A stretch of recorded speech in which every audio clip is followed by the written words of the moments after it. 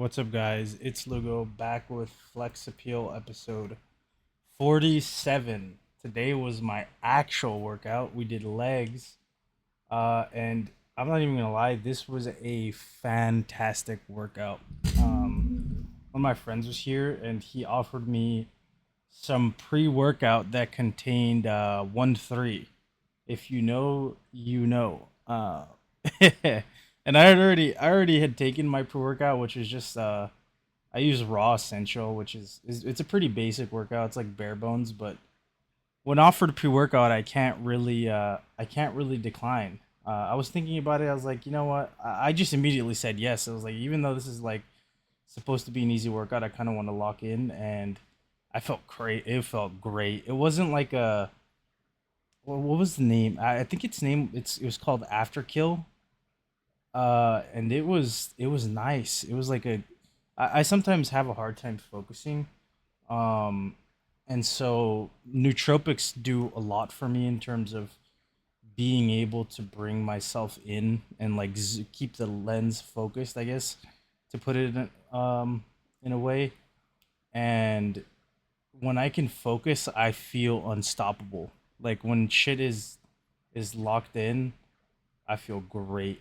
And it wasn't like an overstimulating feeling either. Like it wasn't like, oh, I'm tweaking out. I feel like my shit's gonna explode, or I'm just like eyes darting across the room. No, it was like a good stimulating focus feeling that was honestly it was welcomed. Like this workout was insane. And after I did this workout, maybe like 20 minutes ago, I did 30 minutes of incline, 7 incline, 2 7 speed on the treadmill, and then I did 15 minutes on 3 speed, just flat.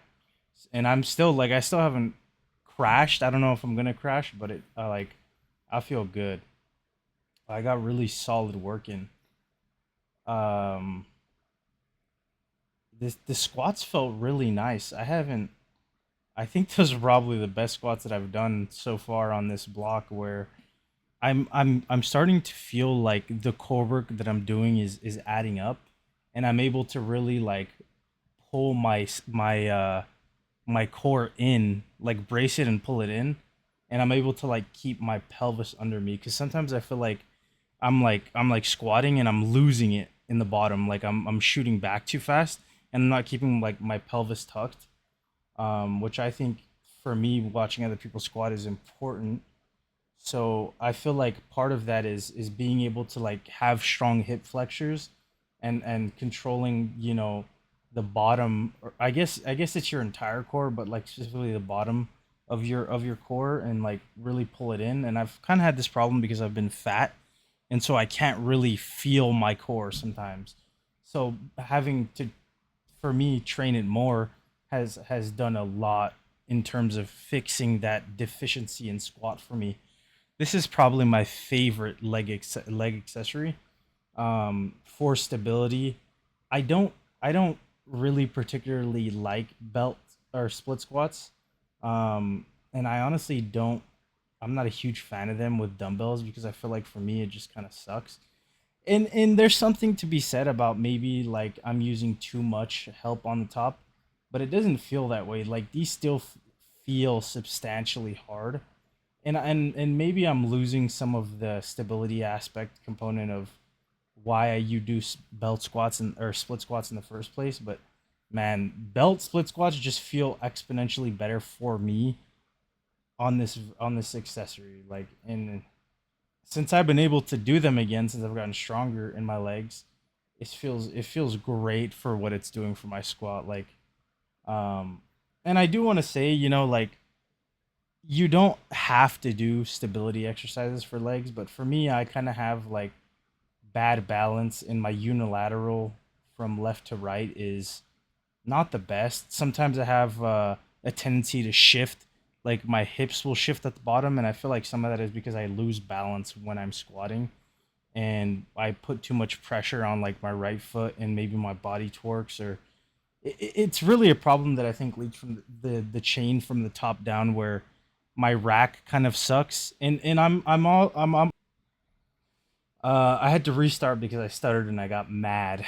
Um, but from the top down, I kind of had these problems where I kind of twist a little bit sometimes when I squat. I shift the weight into the right hip, or my shoulder girdle is like uneven, and I think that that also leads to a lot of problems.